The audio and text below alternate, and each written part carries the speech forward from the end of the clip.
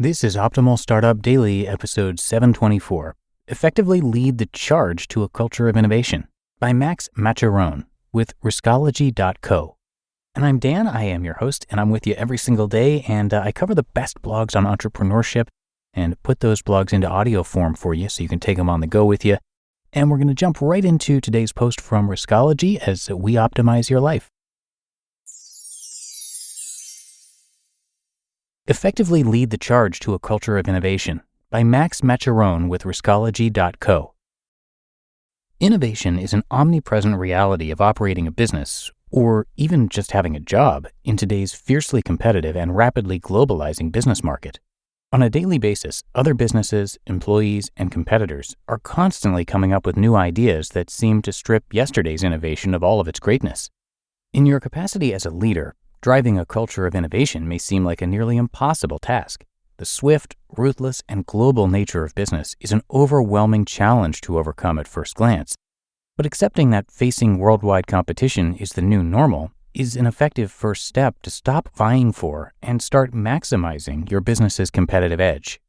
Recent research from a 2019 L&D report indicates that organizations and leaders across industries are taking advantage of the many benefits of L&D training to drive cultures of innovation forward for their businesses with simple yet effective training strategies.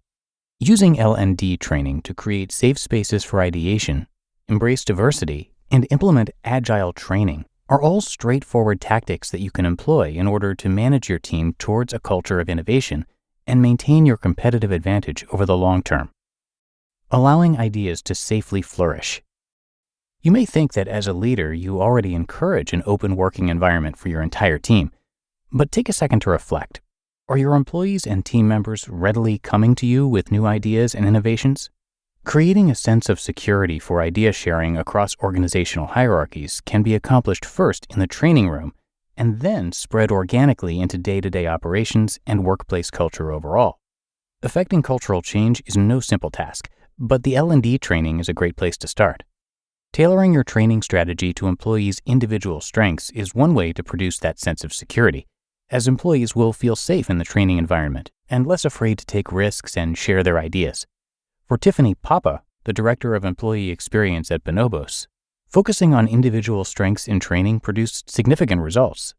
Quote, "Our strengths-based approach has effectively fostered a culture of collaboration and open communication because it celebrates the individual." End quote. Papa continues, quote, "Focusing on what's right with people makes for an inclusive environment where people can openly express themselves, their ideas, and even their challenges." End quote. Once employees feel safe to share their ideas, a wealth of new perspectives and innovations can flow openly between employees, teams, and across hierarchies. Encouraging open peer-to-peer and cross-structural communication through L&D is a technique to lead your entire business toward a culture of innovation. Increased diversity means increased competitiveness. The report revealed that companies with increased growth are 72% more likely to have high diversity in their organization compared to those that didn't see growth. Having a diverse employee pool is not only a realistic reflection of the contemporary American workforce, it's better for business. According to the report, a worrying 48% of respondents said that they did not receive any kind of diversity and inclusion training. Without the right kind of training, increasing diversity will always remain a pipe dream. At Ernst & Young, EY, harnessing the power of diversity in training has proven itself with an increase in productivity and higher quality outputs. Martin Hayter, the Global Assurance Learning Leader for EY, explains that his, quote, "team has a global flavor to it. It brings more creativity and higher quality, and we know that the content we develop is going to be applicable to different cultures and to both emerging and mature markets." End quote.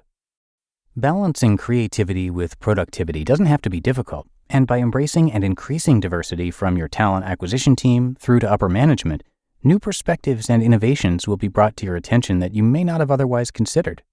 Many people are not necessarily opposed to increasing diversity, but may have never recognized it as an issue. L&D training is an effective way to raise awareness about the current state of diversity and inclusion in your work environment and provide you with the right tools to lead your company into an innovative future. Agility breeds sustainability. Are you still with me? Sounding straightforward? That's because it is. There is, however, one remaining issue. How can you make all of this stick? Training happens, employees learn something. But what happens when everyone returns to their regular routines? Will innovation flourish just like that? Not necessarily. A recent survey indicated that up to 70% of trainees forget what they learn within 24 hours after training. This doesn't have to be the case for your employees. Innovation is omnipresent, and maximizing your company's innovative potential requires a training infrastructure that's easily adaptable to the goals of your business. Being an effective leader means implementing and integrating an agile training infrastructure into your daily operations that can change on a dime to keep up with the pace of innovation in your industry. In a similar L&D report from findcourses.co.uk, 41% of market challengers predicted an increase in their L&D budgets. If you want to maintain your place as a market challenger, VP of Learning and Development at Wyndham Destinations, Anthony Sandinato, has seen the impact of an agile training infrastructure firsthand. Quote, "Our L&D team structure is built upon that flexible framework and designed to remain nimble and adjust to continuous organizational changes without compromising either the speed or quality of our talent development strategies." End quote.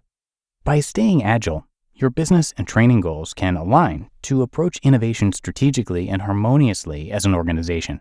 Naturally, individuals can affect change on any scale, but coordinating your approach to challenging innovation as an organizational team will significantly increase your chances for success.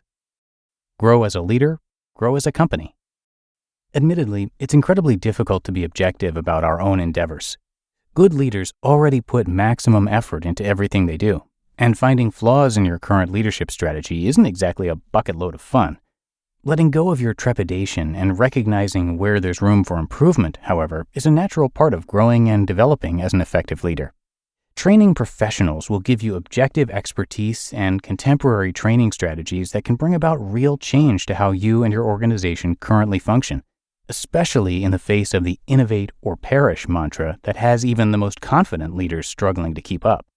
Using the variety of tools that L&D has to offer will help you build up a culture of innovation and carry you, your team, and your company into innovative and profitable operations for a long time to come. You just listened to the post titled "Effectively Lead the Charge to a Culture of Innovation" by Max Maccarone with Riskology.co. And thanks to Max for today's article. He is a content editor for the higher education portal educations.com. And thanks to Tyler for letting us share content from his website. Tyler is mastering his psychology to become a better leader. He ran a marathon on every continent, he organized 3 world records, and he calls himself an introvert extraordinaire. So he's a pretty amazing guy, and you can check out more of his great content at riskology.co. That's riskology.co. All right, that's it for another edition of Optimal Startup Daily. Hope you enjoyed episode 724. And please come on back tomorrow for the Sunday show, and that is where your optimal life awaits.